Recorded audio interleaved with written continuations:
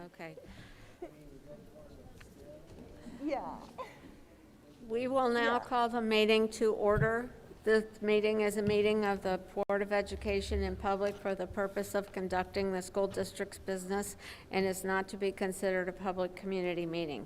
There is time for public participation during the regular meeting. Mrs. Petter, would you please call the roll? Mrs. Wider? Here. Mr. Simons? Present. Mrs. Cleveland? Here. Mrs. Moore? Here. Mrs. Kessler? Here. Thank you. We will now have the inspirational message from Princeton High School, the start of a typical day at Princeton High School. Thank you, Mrs. Wider. I'm going to have Principal Mr. Ron Balmer come out, and he's going to lead us. Mr. Balmer? Thank you. Good evening, Princeton, and happy Valentine's Day to everybody. I'm Ron Balmer. I'm the head principal at Princeton High School, and welcome to Princeton High School's inspirational message. Tonight we're going to demonstrate how we start a typical day here at the high school.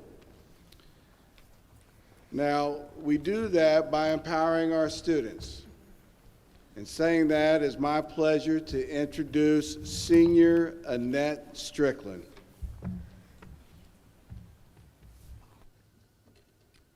Good evening, my name is Annette Strickland, and here to sign for the Pledge of Allegiance and the National Anthem are our American Sign Language students, Jose Cruz and Becca Seibert. Aquí para firmar la promesa de lealtad y el himno nacional están estudiantes Jose Cruz y Becca Seibert.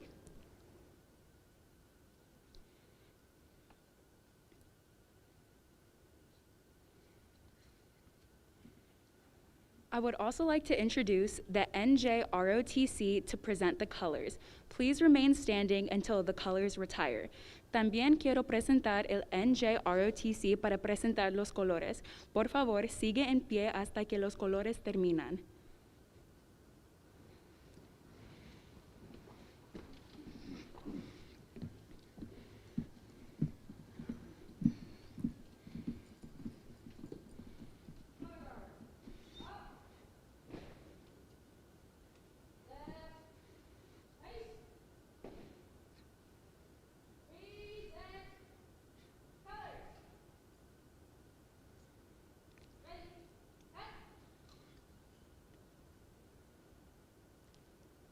And now for the Pledge of Allegiance.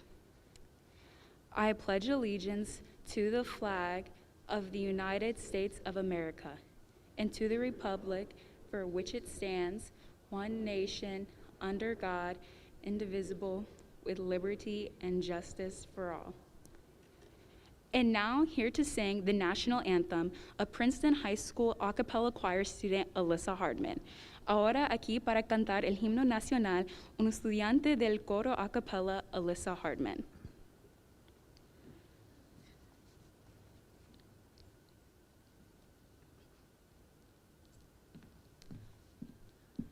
Oh, say, can you see by the dawn's early light what so proudly we hailed at the twilight's last gleaming, whose broad stripes and bright stars through the perilous fight o'er the ramparts we watched were so gallantly streaming, and the rocket's red glare, the bombs bursting in air, gave proof through the night that our flag was still there.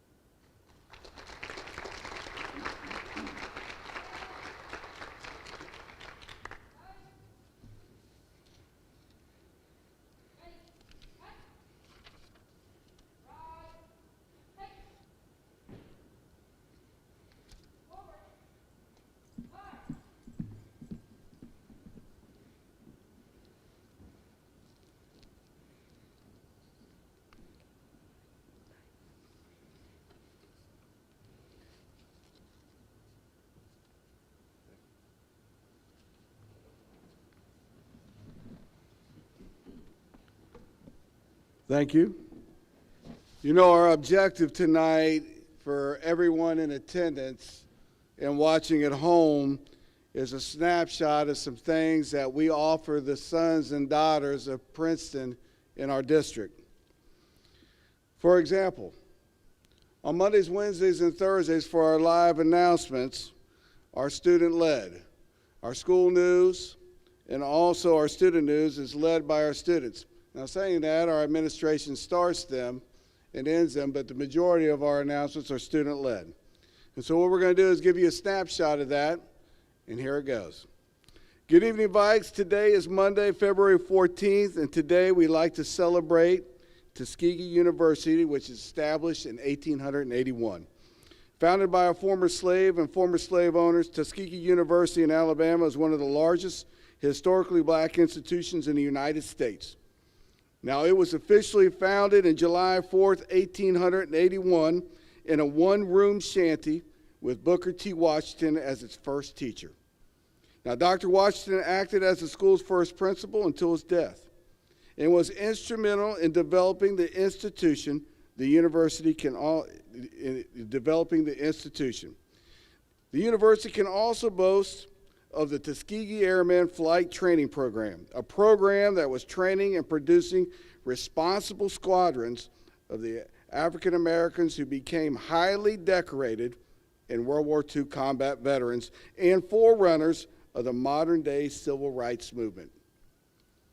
Tuskegee achieved university status in 1985 and is the only black college designated as a National Historic Site. Now, before I bring out Annette Strickland again for our student news, I'd like to bring out Mrs. Michelle Ritzy, our AP and IB coordinator.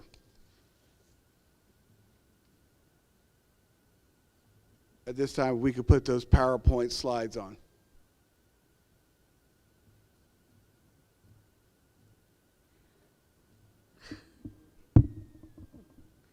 A little height disadvantaged.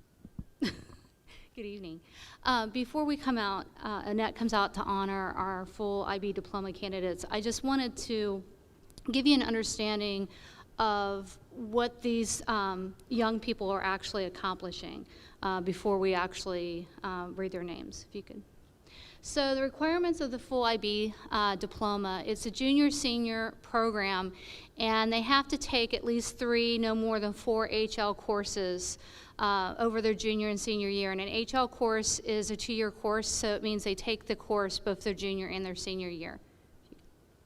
And they have to take an English class, a foreign language class that has to be either French or Spanish, a history or business course, science, which is biology or physics, math, which is analysis and interpretation, and a elective from group 6, which could be film, art, or music. We also offer film and art at the HL level. The diploma students aren't able to take it, if you could. Completion of the core, which is theory of knowledge, which is usually referred to as TOK. Completion of an extended essay, which is a 4,000-word investigation in the subject of their choice. And then completion of CAS, which is community activity and service. And I'm going to have Annette come back out to introduce our diploma candidates.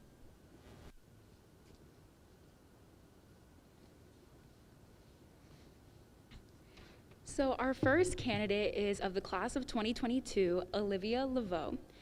She went to Amended Elementary School in Deer Park and became a Viking in August of 2018. Her extended essay topic is looking how gender influenced the French language and how the societal effects that have come from that. Her favorite IB course is IB Physics SL, and her activities at school include DECA, she is the president of the DECA Club, National Honor Society and French National Honor Society, and her favorite CAS activity that she will be completing is Pen Pals. The university or college that she plans on attending is the American University of Paris, and she plans to major in international business.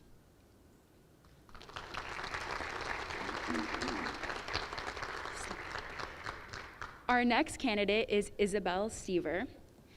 Isabelle went to elementary school at St. Peter Catholic School in Huber Heights and became a Viking in August of 2018. Her extended essay topic is the role governments play in the film industry. Her favorite IB course is IB Film, which she took as a junior, and Theory of Knowledge, which she is taking now as a senior.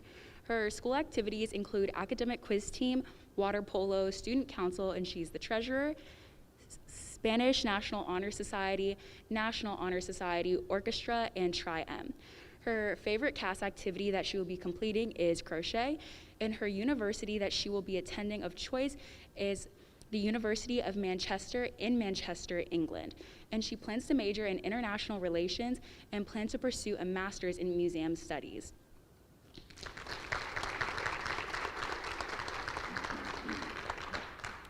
Our next candidate is McKinley Rosa.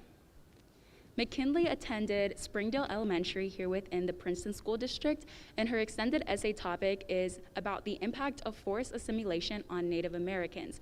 Her favorite IB course has been IB English HL, and her activities include National Honor Society, GSA, Chamber Orchestra, and Symphonic Orchestra, softball, and she TAs at Springdale Elementary. Her favorite CAS activity that she will be completing is running her own business, which is a jewelry company.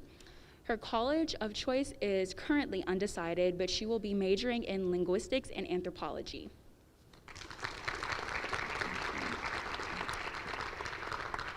And the next candidate is me. Sorry. And I attended Stewart Elementary. I'm writing my extended essay topic on the correlation between the Italian Renaissance and the Protestant Reformation. My favorite IB courses have been IB French HL and IB History HL, and my activities include Key Club, National Spanish Honor Society, Student Council, National Honor Society, Varsity Water Polo, Thespian Troupe, and I translate for the morning announcements. And my favorite CAS activity so far has been tutoring English second language students. And my college of choice is undecided, but I'll be majoring in nursing with minors in Spanish and French with concentrations in translation for medical professions.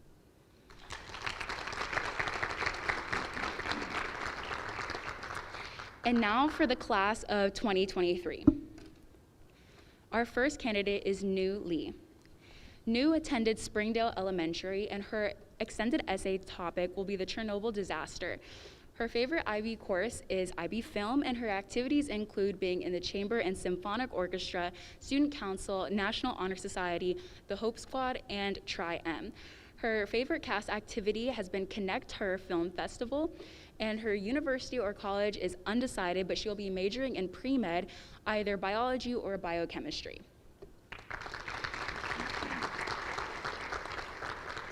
Our next candidate is Madeline Jacobs. Madeline attended Springdale Elementary, and her extended essay topic is currently undecided. Her favorite IB course is IB Film, and her activities include orchestra, academic quiz team, the spring musical, and NHS. Her favorite CAS activity that she'll be writing about is the bat houses for Camp Joy, and her university and college of choice is Cornell, and she'll be majoring in paleontology with a minor in film.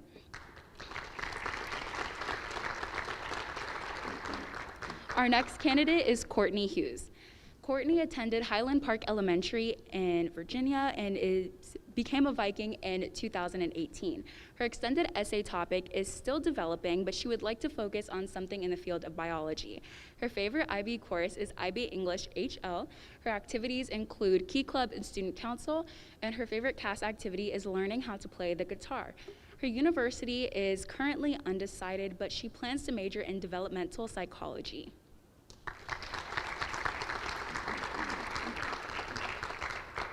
Our next candidate is Jaleesa Fulton. Jaleesa attended Young Elementary in Texas and became a Viking in 2021.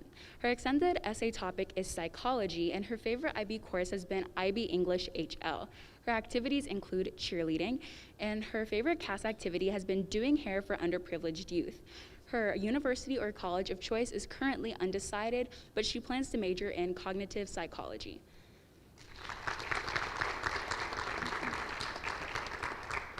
Our next candidate is Marie Zale. Marie attended Heritage Hill and Springdale Elementaries, and her extended essay topic is going to be about history with a focus on social justice. Her favorite IB course has been AB History, which is the first year of IB History, and her activities include being on student council, and she's the executive board vice president, National Honor Society, YBC. She's the vice president of EPIC, and she does indoor and outdoor track. Her favorite CAS activity will be about EPIC and how she's had the opportunity to work in the school and community to impact change. Her university and college of choice is either Stanford, OSU, or NYU, and her major is currently undecided.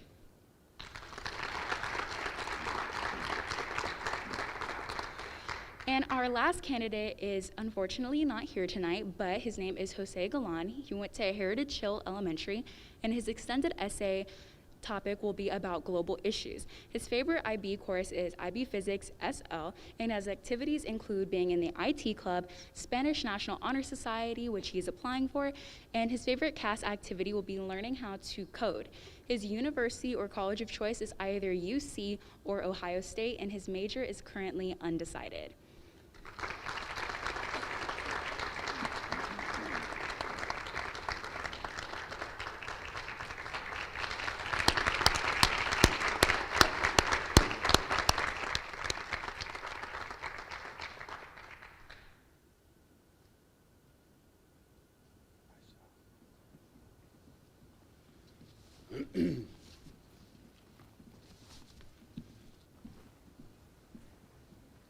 You know, Princeton High School believes in our district's mission statement that we empower all of our students for college and career and life success. And tonight was a great example of student empowerment and our mission statement. You see, in the last 10 or 15 minutes, we've watched and showcased and demonstrated some of the things that are offered here at Princeton High School. From the ROTC under the leadership of Commander Brockway, to our ASL foreign language department head Tracy Daniels underneath her guidance. Acapella under the leadership of Mr. Denler, and our AP and IB coordinator, the great Michelle Ritzy. You know, our live announcements, they are in English and in Spanish, and are student-led. The one thing that we have to do is that we're going to finish it up how we do every morning, and so I need all of us to take part in it. Princeton, have a great day, win the day, and as always, go Vikes. Thank you.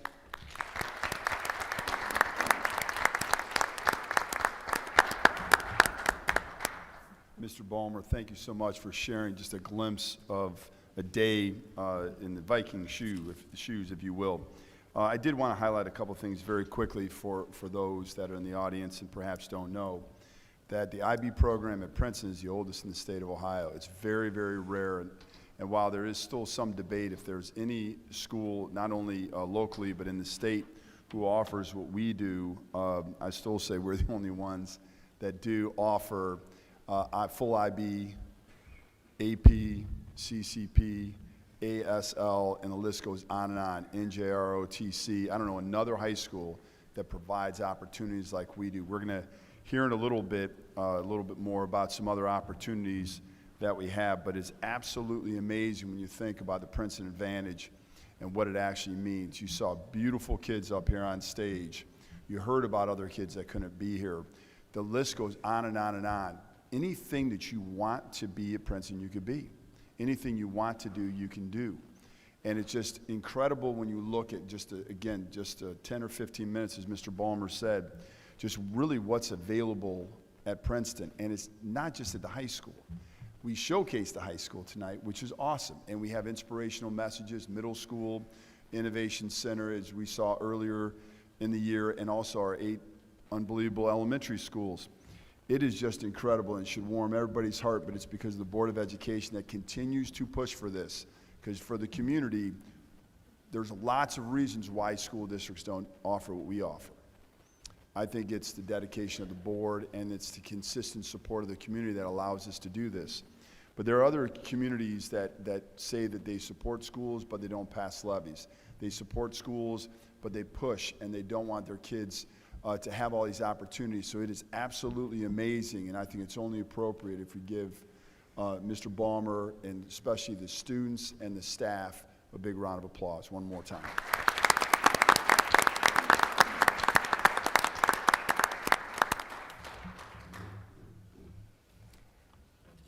The next item on the agenda is the approval or revision of the agenda. So moved. Is there a second? Okay.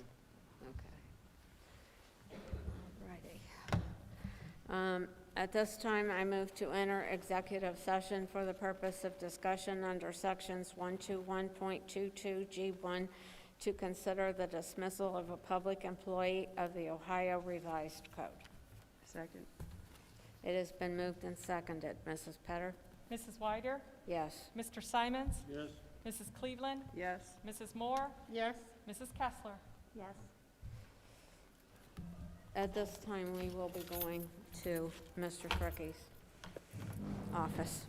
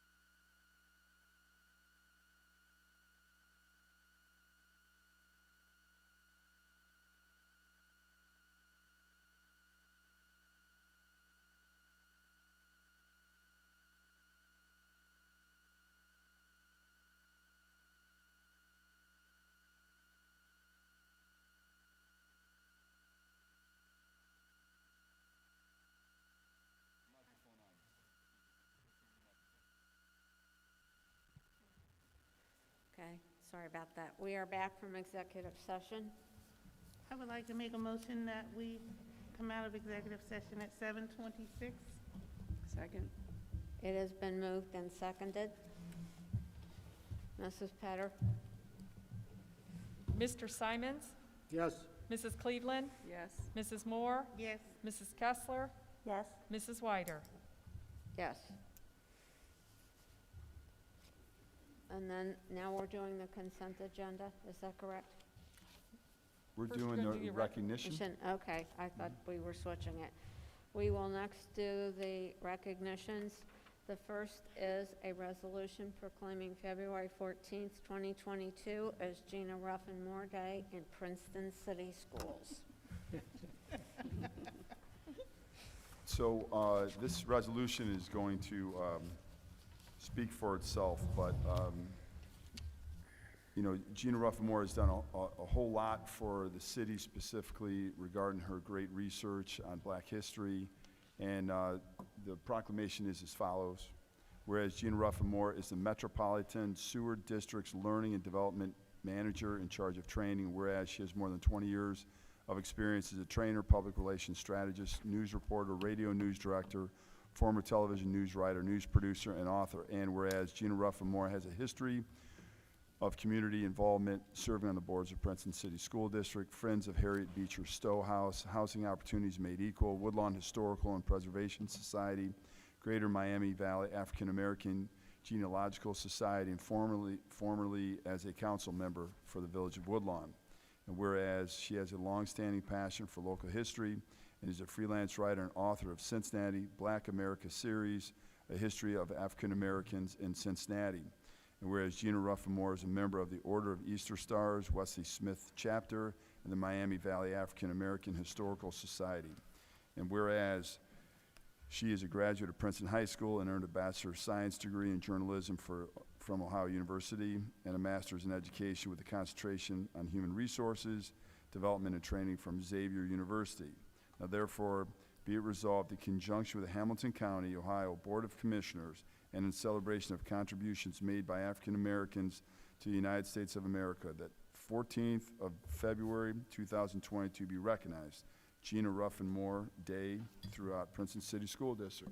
Congratulations, Gina. Thank you.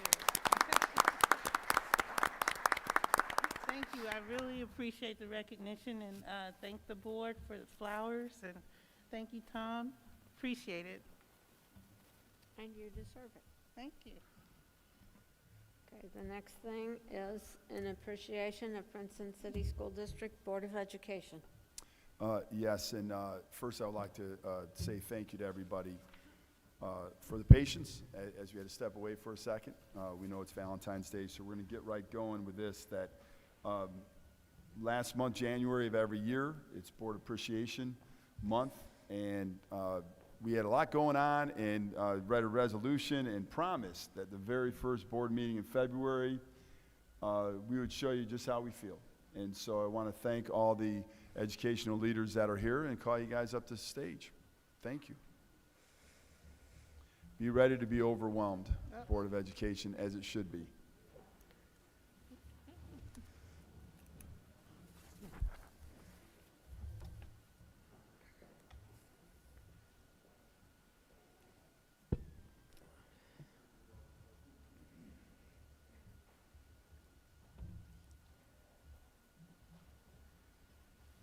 And to all the audience that are here, as well as on television, we have representatives, administrative representatives you from for each school. yours. We're very proud to have 8 elementary schools, a middle school. We have our Princeton High School, as well as our Princeton Innovation Center. There's great support, and we certainly appreciate the great work the board does.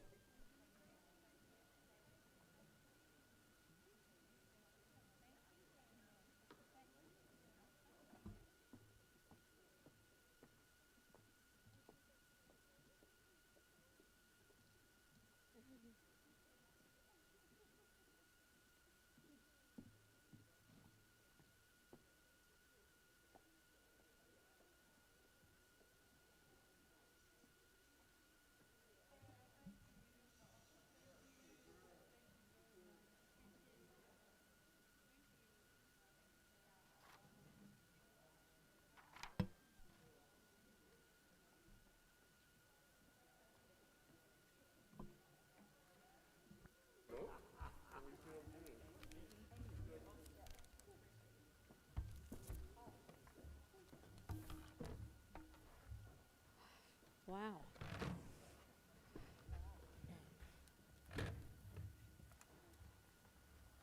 Thank you, thank you.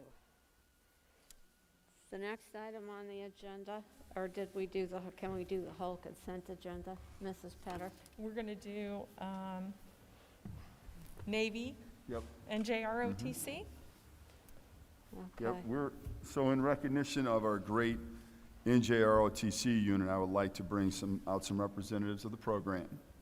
First, Peter Mick, who's a senior, who's a commanding officer. He's been in the unit for 4 years, and he will be joining the Navy this year. Thank you very much, sir, for the service.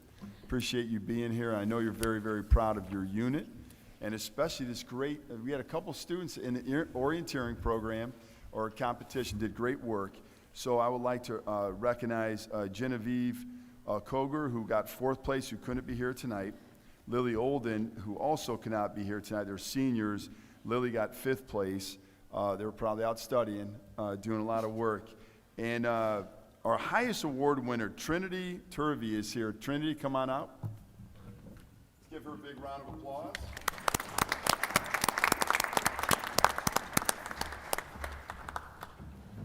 And I have a medal for her for 2nd place, and we also have a few other NJROTC members, some of the young students, as well as some veterans, and we really appreciate them being here. This is the future of those people that are going to protect us. Let's give them all one more round of applause. And I'd like the Board of Education to come on out. We're going to stand right behind them and take a picture.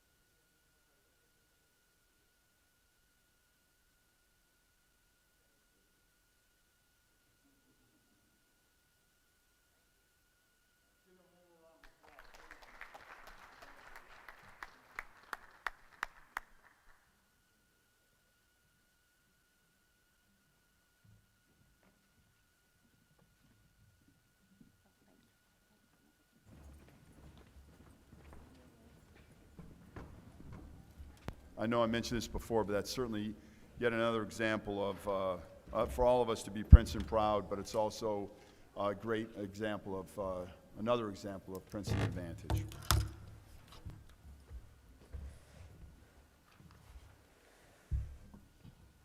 Is there anything else you want singled out? Yes, I would love to talk about this next. I have to tell you, we just love the arts.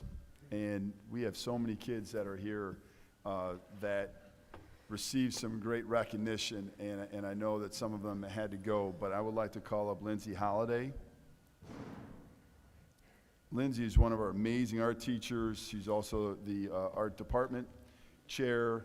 And you see in the board pack, you see several gold key, silver key, honorable mention. And some of the kids got more than just one recognition. And so, Lindsay? Hi, yeah, thanks. So the Scholastics Art Competition is the most prestigious art competition in the country. And we start off competing at the regional level, and then the gold key winners actually compete nationally. And we're still waiting for those results that should come in the next couple of weeks. So that's kind of exciting. I have a few of our students, our winners that came tonight, that I have certificates for. So if you all will come up just for a minute and a photo. Skylar Adams was one of our multiple award winners, a gold, a silver, and an honorable mention.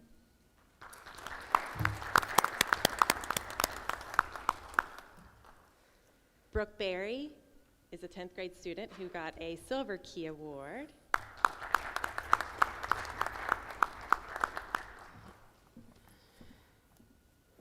Peyton Harmon, another 10th grade student, she got a Gold Key and 2 honorable mentions. Wow.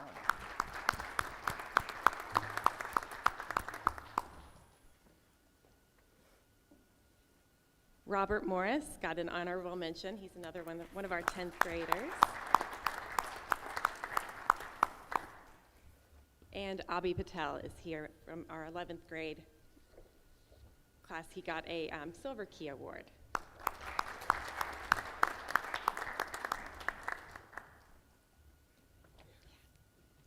So, Miss Lindsay, I'm just going to brag a little bit about you and the students that are here. For those of you who don't know, every year we have an opportunity to display great artwork at the Sharonville Cultural Arts Center.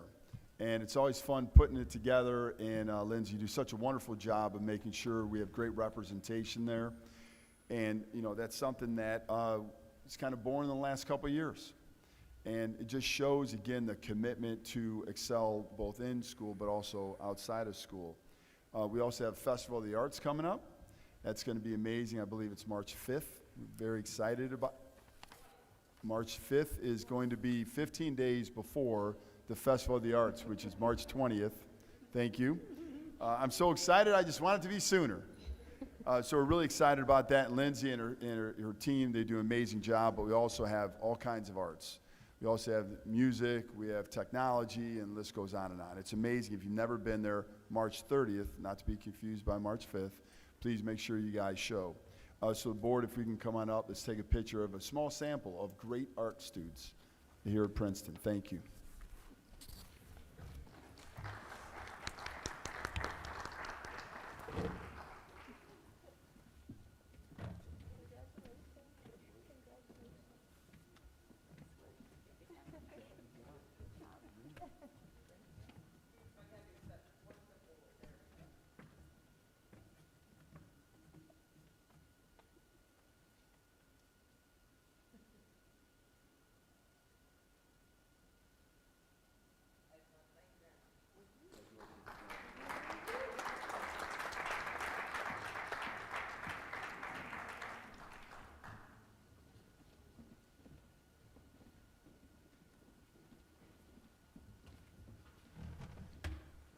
And again, we'll find out the national award winners here in the next week and a half or 2 weeks. And then lastly, Mrs. Whiter, you know, one of the things that we're, on top of the students, I mean, we're here for the students. They're amazing, very excited about all the great work that they do and really pushing us to want to do more. But also take staff. We can't forget about that. And I'd like to call up Chris Lockhart right now on the stage. And while he's walking up, let me talk a little bit about him. Chris down at this big, huge innovation. Give him a big round of applause. Chris received a great recognition at the Teaching and Learning Conference, and it was for receiving the Tech and Innovation Leader Award in the category of Best Overall Implementation of Technology at the Tech and Learning Regional Summit. And while it was a regional summit, there were a lot of people there, thousands actually. And at the day after this big awards banquet, Chris and a team were able to go and understand what the newest technologies were, go different learning sessions or whatever. And Chris is certainly a leader. In fact, Chris was asked to participate in the summit, shared some thoughts, did a wonderful job, made us all proud. But the fact is that our technology is in great hands with Chris Lockhart. We talked earlier today about this great team that he's able to lead, but also work with. He's not one to say, you work for me. We work together, and that's a huge recognition for Chris to really be able to understand that as a leader. It's not really about you. As you know, Chris, you talk about all the time, it's about the team. But it does take a leader. It sure does. And Chris, this is just a small token of the board's appreciation for the great work that you do, this certificate, but it's much more than that. It's about the work that you do each day for our students to protect them from cyber attacks, to protect us all. But bigger than that, it's about implementing technology and helping our teachers integrate that technology as an instructional tool to empower each student for college, career, and life success. Chris, congratulations.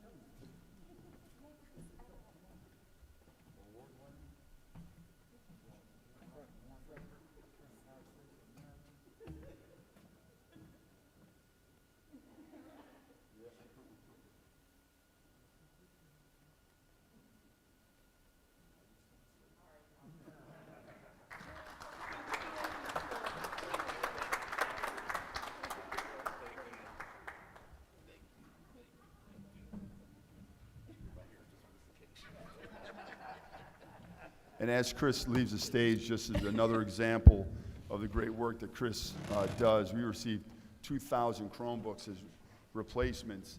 And it really isn't so much about the 2,000 Chromebooks that we received. It's the fact that we needed the 2,000 Chromebooks because of Chris's work to be able to help eliminate the digital divide at Princeton. I know you have a lot going on, Chris. So when we're done here, feel free to go ahead and get out of here. Thank you.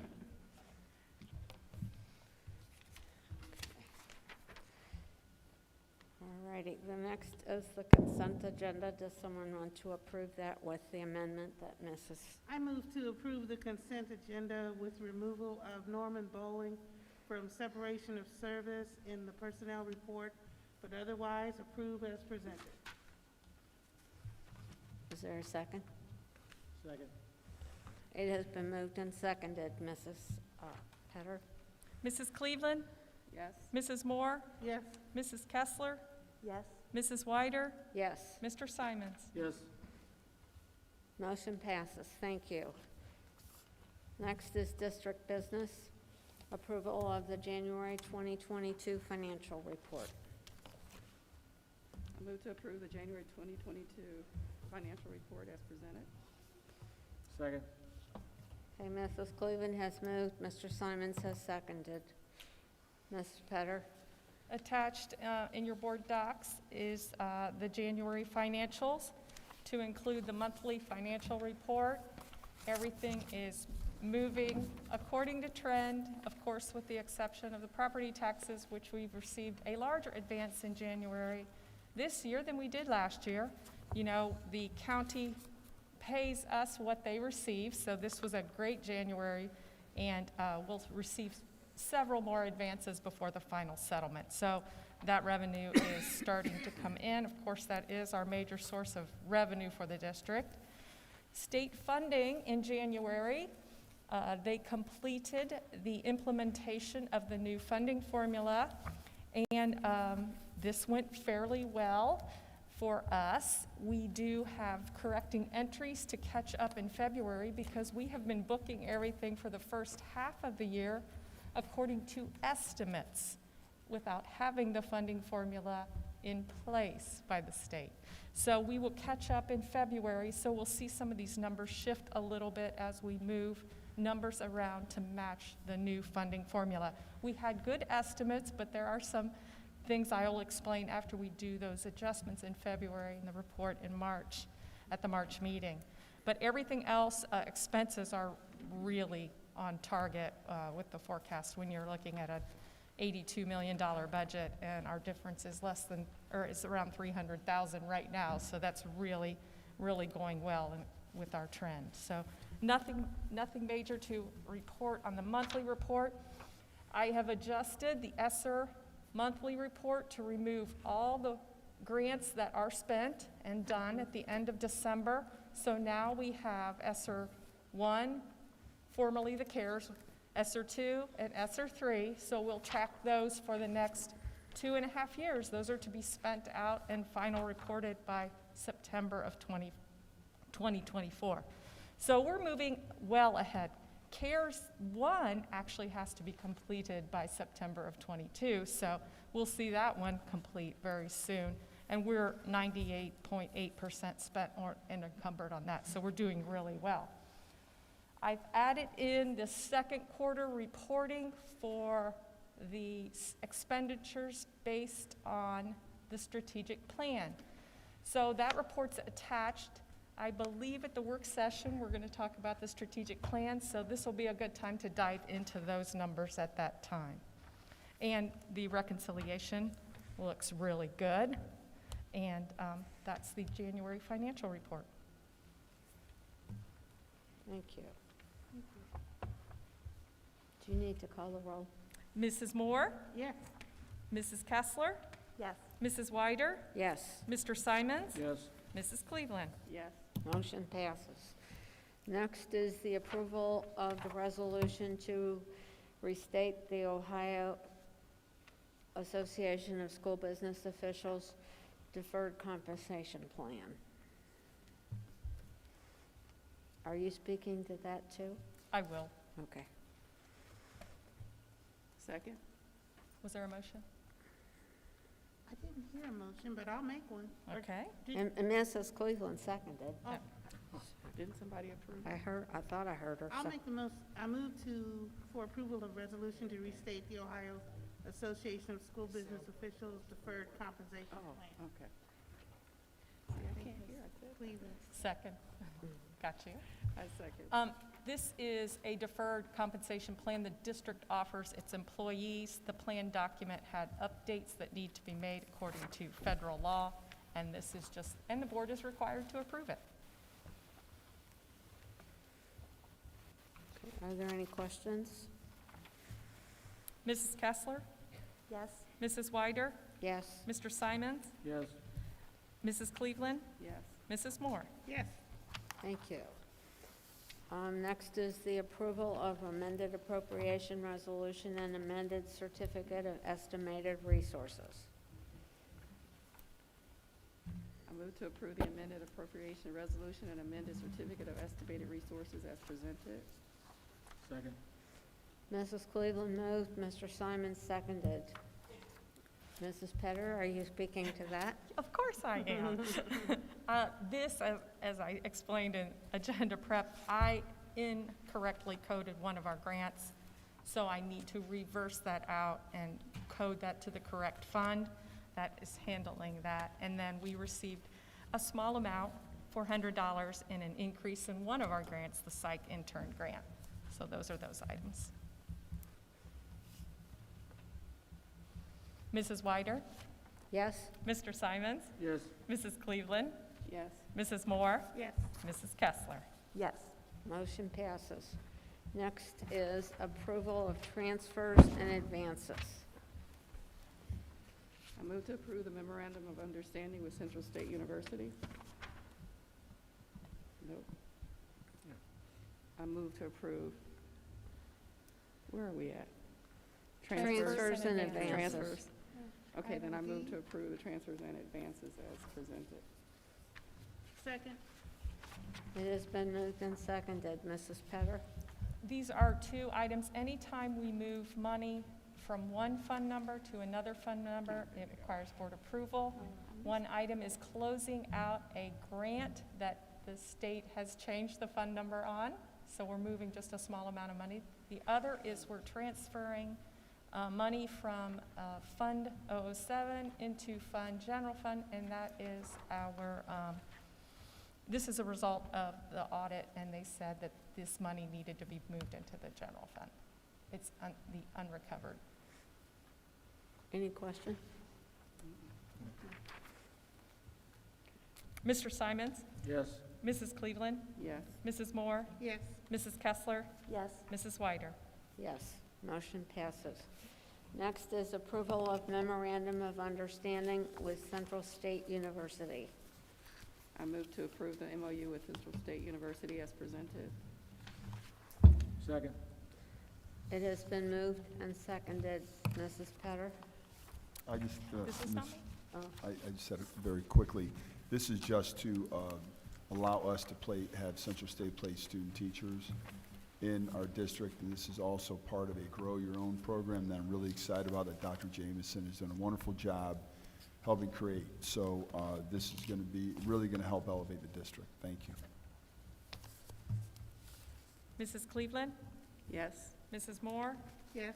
Mrs. Kessler? yes. Mrs. Wyder? Yes. Mr. Simons? Yes. Motion passes. Next is approval of contract with School Links. I move to approve the contract with School Links as presented. Second. It has been moved and seconded. Mrs. Petter? Ms. Swider, just discussion very quickly, that this is an unbelievable platform. Really excited about this. There's an old platform called Naviance, and this is going to take a while for us to kind of fully transition to, but you know, we talk so much about empowering each student, and you saw tonight again the great students up on the stage. But the reality is Naviance can be very convoluted, can be confusing for both students and parents.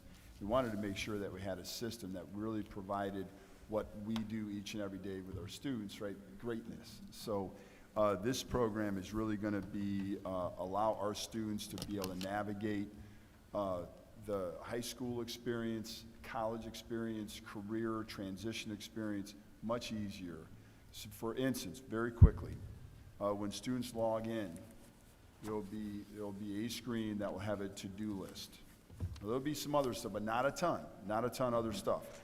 When you log into Naviance, right now, it looks like hieroglyphics from time to time, depending upon when you go on there. When students log in, it's going to have a to-do list. It's going to be very quick, very easy for kids to understand what they need to do. So for instance, when we have scholarships that we have, the counselors will send that out to the students, so perhaps seniors. So they'll see it all, to-do list, check out scholarships. It'll be for career events, lunch and learns, but it will be right there. And it's going to be much easier to navigate for students and parents. And we're really excited about this, and the CIA team did a great job of making sure that they vetted this. Thank you. Thank you. Mrs. Moore? Yes. Mrs. Kessler? Yes. Mrs. Wyder? Yes. Mr. Simons? Yes. Mrs. Cleveland? Yes. Motion passes. Next is approval of response service agreement with BMSCAT. Does anybody want to talk about that? No, Motion? ma'am. You want to, Chris? Motion. Move for the approval of the response service agreements with BMS CAT. Second. It has been moved and seconded. Mrs. Petter? What Is that you? discussion? Oh, well, yeah, that's, is there any discussion? I thought Tom had something Oh. to say. No discussion. Okay. Vote. Mrs. Petter? Mrs. Kessler? Yes. Mrs. Wyder? Yes. Mr. Simons? Yes. Mrs. Cleveland? Yes. Mrs. Moore? Yes.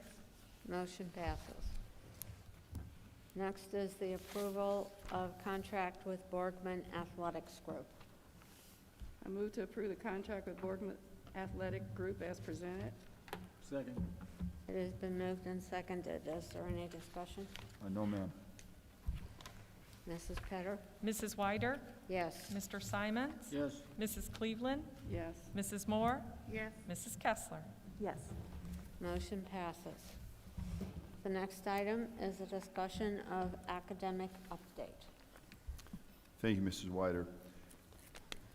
You know, I talk a lot, and so do many other superintendents around the region, state, country, about how proud they are of the team that they have to work with. I say it, in fact, I text the cabinet the other day when I was at a conference just to say how much I appreciate the work that they do, and it's easy to say it, but it's much easier to mean it. We have such an unbelievable team here, and we take learning very seriously. We're going to present Princeton Summer Learning Programs, and this is going to be what's going to happen, what we're putting forth. Tanya Westwright, Assistant Superintendent of Curriculum, is going to be up here, as well as Ladora Hill, who is our Elementary Director, and Libby Stiles, our Secondary Director. Ladora? Good evening, everyone, and you are appreciated. Thank you for all that you do for our students and our community. So we are excited to get our Little Bike Summer School going. We've had some conversations with our principals, and we're working collaboratively to plan out what this summer could look like for our youngest students. We are looking at a 3-week time interval. We're looking at 9 to 12 in the morning, where breakfast and lunch will be served. Transportation will also be provided for our students. As far as our curriculum, we're looking at appropriate learning experience for them in reading, math, and enrichment, and also integrating social studies and science into the curriculum. As far as our EL students and our students with disabilities, we're looking at a continuum of learning for our students so that they can continue on their path. So we are excited, and more to come. Any questions? Thank you. Yes. Is there a cost to the student? I'm sorry? Is there a cost to the student? No, there's no cost to families. Good question. Thank you. Good evening. We do have two middle school programs that we plan to offer this summer. One will be for our incoming sixth graders. That is our Summer STEAM Bridge Camp, and that is us working with our students to help them transition from the 8 elementary schools to the 1 middle school. And it will be offered, there will be an academic focus and then also a hands-on and real-world learning focus and team building built in so that we can help those students get to know each other and start to build those relationships early. We do also want to make sure that we have what we call a middle school one-on-one, knowing that middle school is very different than elementary school. We're going to work with them on organizational skills, study skills, and time management. We will make sure that we provide support for all of our learners, and we will also make sure that we provide breakfast, lunch, and transportation as well. The second component for our middle school program will be an academic virtual boot camp. That will be for our 7th and 8th grade students. It will be available for all students, and it will be their opportunity to learn from home but still have that academic support regardless of their level. We will make sure that we have a targeted focus on those students who might have some skill deficiencies or academic deficiencies, but we want to make sure that we're supporting them academically, socially, and emotionally throughout the summer, and utilize a lot of our online tools that we have purchased over the past couple of years that they are capable of using at home and will meet the needs of all the varying abilities that we have for our students. And then similar to that, we will provide additional focus with the middle school one-on-one time management, organizational skills, and study skills. For our high school students, we will make sure to offer both health and PE as first-time credit in addition to our credit recovery program.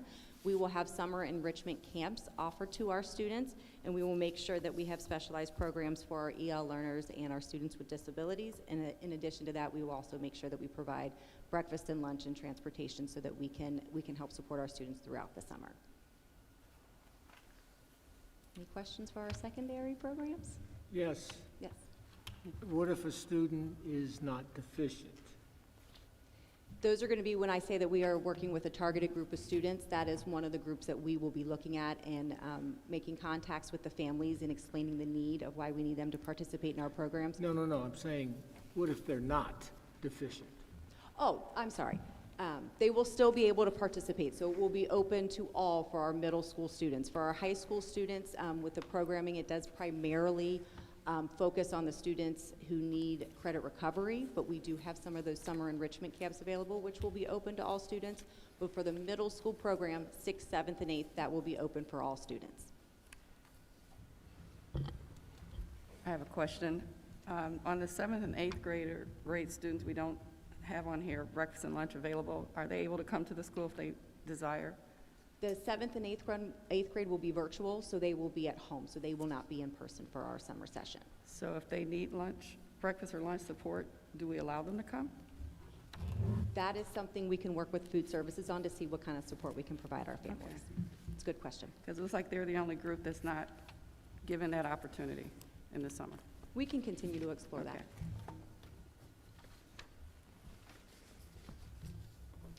All right. Thank you. Thank you. I Tanya? just wanted to offer a couple points. As you know, we've really grown our summer school program. What happened, the unfortunate circumstances of COVID really helped us explore and try to expand programming, so we're definitely trying to offer more at all levels. We are also very thankful that we have the partnership with Champions, which if parents, if they want to join our summer school, that is great, that's what we would like. But if we're going to be in the morning, the students could go to Champions in the afternoon. They could also go to Champions throughout the summer, and they also provide that. So we're very excited about that partnership that we started for after school.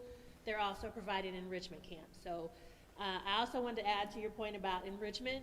We've been talking a lot to the gifted and honors teachers at the secondary level, in addition to the elementary level, about what does that summer work look like? And how can we intensify that and maybe make that human connection? Because as many of us who may have been in honors classes or as a former English teacher, I know we always sent home those summer assignments. How can we make those summer assignments more interactive, more engaging, and more enriching so that all students continue that learning process over? So we are working on those things, and we will give you an update as soon as we get from all of the teachers exactly what they want for the summer. Thank you very much. Thank you. Gina, I'm sorry. Go ahead, Gina. For the Little Vike Summer School, I think it says buildings will be determined based on enrollment and staffing. So you'll know the buildings, I guess, by May or June. Or I guess, is that a big factor when parents try to pick a summer program? I don't know. Well, that's a great question. So last year, we offered it at all 8 elementaries, and some of the elementaries had really low enrollment and a big issue getting staffing. Yeah. So this is why we wanted to present now, so that we can go back and post those positions, so we can see how many teachers apply to work at each elementary building, and then we send those invitations. So that's how we're gonna make that decision, based on, so if we go back and post for those jobs within the next week or so, then we'll be able to determine by March what we're looking like for the buildings, and then we'll determine it. Okay. What I would say is, what we're not going to go back to the model where we only offer it at Heritage Hill. That had been our model for a very long time. We had bused all elementary students to one building. Yeah. We really are looking, if we have to not do all 8, we're looking at 4 to 5 buildings, so it's still it's closer to the neighborhood than when we were busing everybody to the same building, so. Yeah, thank you, thank you. Yeah, and so I want to be really, really crystal clear on this. The intent, and Tanya, CIA team, everyone's all on the same page. We wanted elementary school, we want every elementary school, we want summer school. We want unbelievable participation. We believe our kids can thrive over the summer. We believe the best learning environment for our students is in school. It is the month of July, parents. It is the month of June. That's what it is. It is a very short time, but the growth can be exponential. And you'll hear me talk a little bit more about parents here in a second, but we have to start getting more serious about the education of our children. There's a lot going on. We know that we've had, people talk about whether COVID learning loss is real, if it's not real, summer learning loss, is it real or is it fake, whatever the case is. It is real. COVID learning loss is real. I know there's researchers that are trying to disprove that right now, but the reality is, even if COVID learning loss isn't real, summer slide isn't real, which they are, our kids are wonderful kids who come to us sometimes 2 or 3 grade levels behind. We do great work. They grow every single year. And the reality is, if they don't grow more than a year, they're going to stay at that same level, especially when it comes to when they graduate. They're going to be competing against kids who did not have that growing up. So we wanted every elementary school, we would love to be able to have massive issues trying to get people there, because we have so many students participating, not only there, but also in middle and high school. Thank you. That was a great presentation. All 3 of you, thank you. Thank you.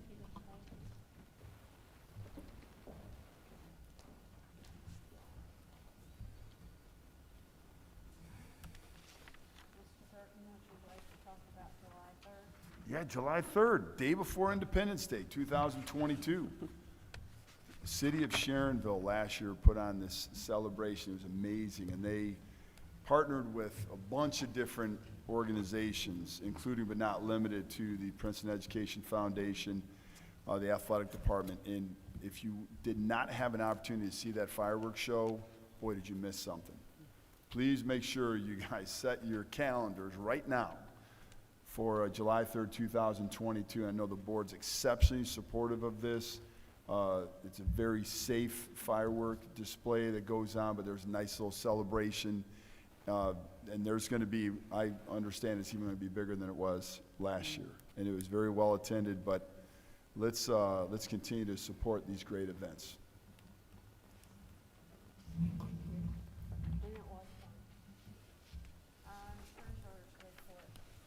I just have 2 quick items. Good news is the fiscal year 21 audit is complete. We did have to extend that through January, and we're just blaming it on COVID. The ESSER rules were not in place for our auditors to test in a timely manner. They needed a little more of January to get the full testing done of the ESSER grant. That is complete. The audit is very good. There were 2 comments in the management letter. Did you guys receive that directly in your email from the auditors? I'm not sure. I don't know if you did. I will check with them. They should have emailed that directly to you, but if not, I will make sure you get that. The other exciting document I don't want you to leave without is our consolidated annual financial report. This is a great document. It really is. I mean, it's thick, but in here are just awesome little nuggets about the district that I refer to all the time. I keep the whole stack of each year on my bookcase because it is just great pieces of information, and your names are all in it. So just a great resource to have. So I'll make sure you guys get these before you go. And that's all I have.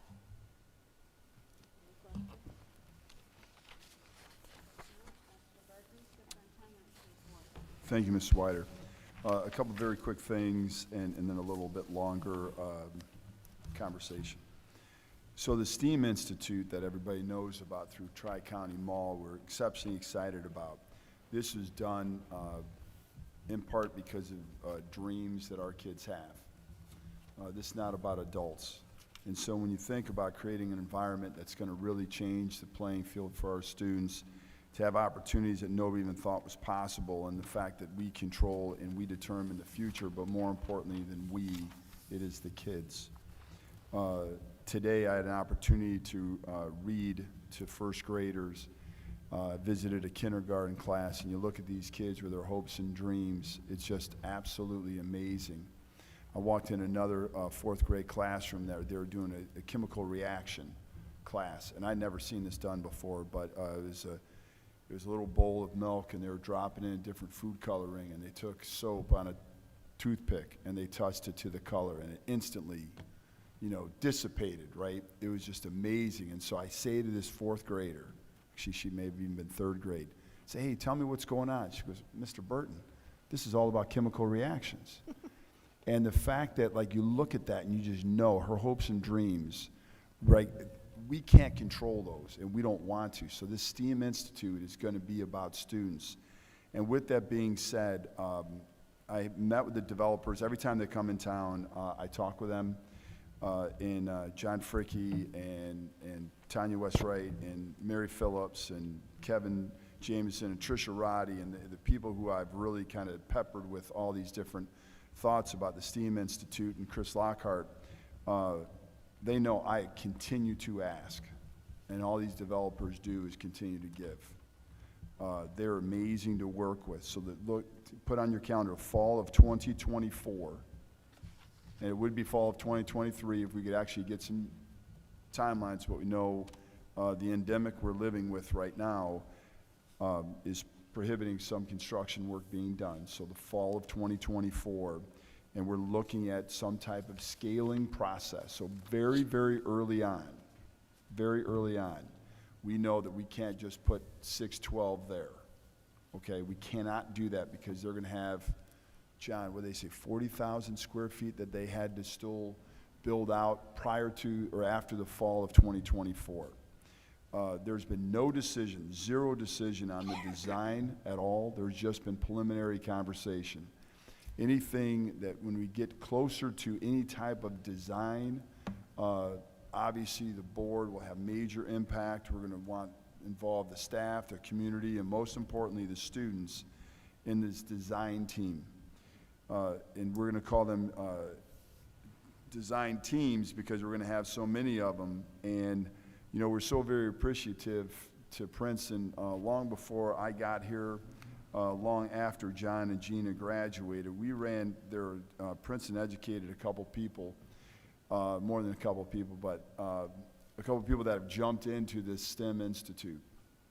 And so I'm going to go visit to learn a little bit more about iHeartRadio and their collaborative staircase and what they've done with production studios.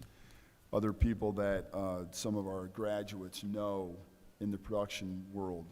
And so those little trips that are taken, we kind of learn more about what's out there. And so we're really excited about that. The philosophy, again, is to make sure that we're creating an opportunity for students to be able to create their future. This is, again, this is about them. And when we look at the overall design and whatever, we're quite some time away. So many of the people that are still here, the great cabinet that I have the privilege to work with, will be on different trips. We will have different community members, also Board of Education members, so we're going to bring back a ton of information. There's a school, well, tomorrow is Purdue Polytech High School, and going there is myself, Tanya Westwright, and Tom Cindre, and we'll be spending a couple hours there really kind of investigating some of the state-of-the-art work that they're doing there in partnership with Purdue. Again, another great institution. So we're exceptionally excited about what the future holds for the STEAM Institute. I talked to the entire leadership team today and let them know that as we continue to unfold, their involvement is going to be really important, and they will be involved. We're not making decisions that are just going to drive one entity. We're trying to bring back information. We're trying to bring back some of the resources for all of the schools. One of the things that, we think about is what does it actually look like, and how's it going to deal with, or how's it going to kind of unfold from an enrollment perspective. So we know that there's some developments coming in to our communities. We don't know yet the yield that will happen with the student enrollment increase, but we do believe there's going to be at least a little bit of an increase. This is going to help with that, and without this, quite frankly, we would have had to probably do some building. So what happens when you build? You have to spend money. So the reality is this STEAM Institute really could be amazing. I have pledged I'm going to do my very, very best and work as hard as I possibly can. And I say not because the team's not doing that, but they're working so hard each and every day. So I go out and I meet with foundations and fundraisers and all that. Tom Cindre and I meet all the time regarding grants, and the team is sending me information. But today I had a conversation, and we'll see where it goes. But I'm very, very positive about it. That will bring us about $250,000 a year for 4 years, which will help with equipping some of the STEAM Institute individual programs. So some of those things, the more we could raise, the better it is. But again, the community's been wildly supportive, and I appreciate the Board of Education for trusting us to do some exploratory work on this. We have our Viking University coming up, which is amazing. There's been such great work by the professional development team. If you guys could raise your hand if you're a professional development team, please. So you see there's great representation here. There are both teachers, there are support staff that are involved in that. How many total sessions, Dr. Phillips? Let me put you on the spot.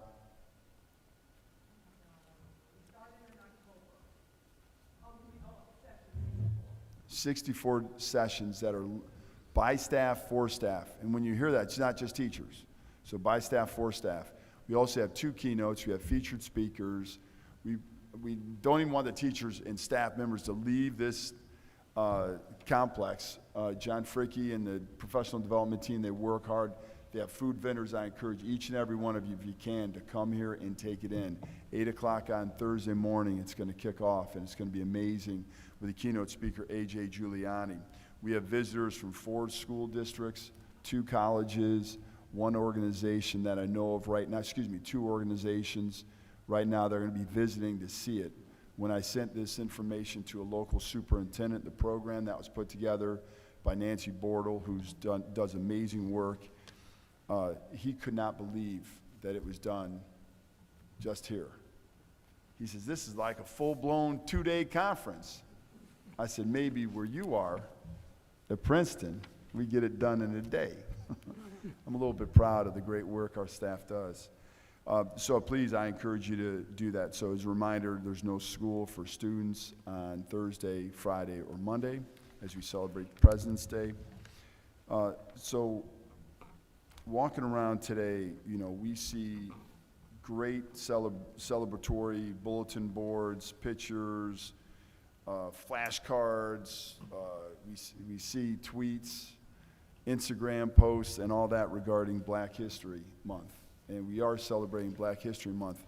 But my very first post, and I post every school day for sure, if not every day during the week, during this month, but the very first graphic that I used was celebrate Black History Month, but month had an X through it. And I hope everybody out there is paying close attention, because history is 365. It is not just a month, it's not just a day, a week. And as you celebrate Women's History Month, Hispanic Heritage History Month, and the many other great contributions, we have to understand that we should do that each and every day. And I do believe faith, and I will be saying this similar thing on Thursday as I open up. I have great faith that we're going to live in a world that's going to be free of prejudice and bias and exclusion. I do believe that we are going to live in a world that's going to be inclusionary, not exclusionary. I believe that 100% in my lifetime before I die, that is what's going to happen. That when somebody moves here from another country, regardless of how they get here, we're going to welcome them, and we're going to educate them, and we're going to help them. I believe we're going to live in a world that is going to be free for all, and it's actually, when we say that, we're going to mean it, and we're going to be able to prove it in what we say and do. And so often we see this, the divisive polarization that happens, and I saw a shirt at this conference, and it was so perfect. It was like, doing right is more important than being right. Like, that's what we have to realize. You know, I wear this mask, right? The time is always right to do what's right. Dr. Martin Luther King Jr.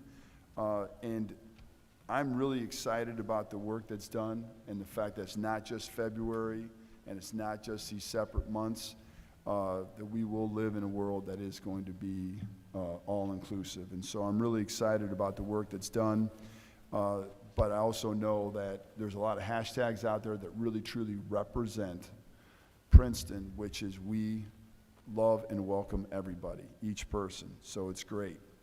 With that in mind, I welcomed a lot of emails, phone calls, and text messages regarding today, not having school. Okay, I had a whole bunch. I had more, in fact, emails, text messages, and phone calls, and I'm serious about this, than I have during COVID about closing the school because of a game that ended at 10 o'clock. That is educational malfeasance.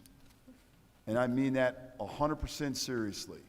If we lived in a time and a place where education could just be, hey, if you want to come to school, come to school. If you don't, you don't. But we don't live in that time. Every minute, every second, each day matters. And that's why we did not close school. We did not close school because we know our kids can, should, and need more. We create summer school learning opportunities. We have after-school programs. Wait till you hear about this tutoring program that's going to come in to the district. 24 hours a day, all kinds of languages, whatever is needed. The kids, we do a great job during the day, but we do a great job during the day.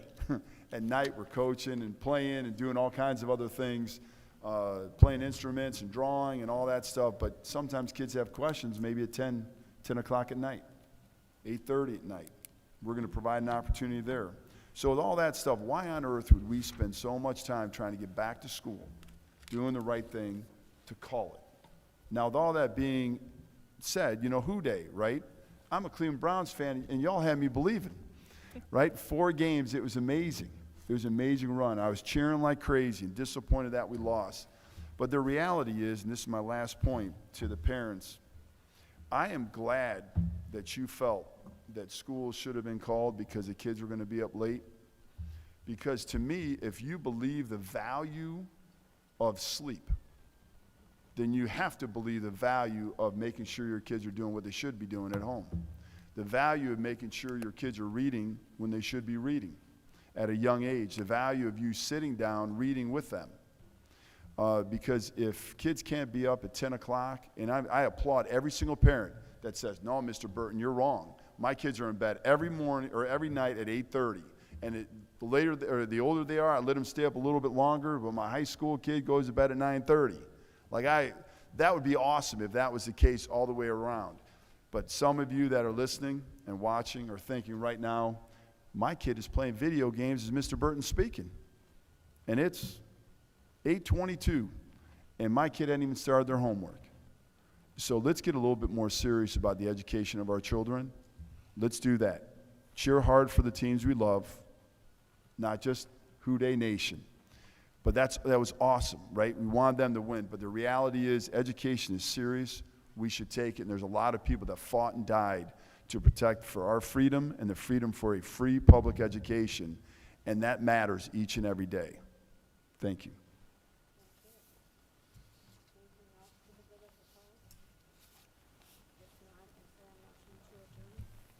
So moved.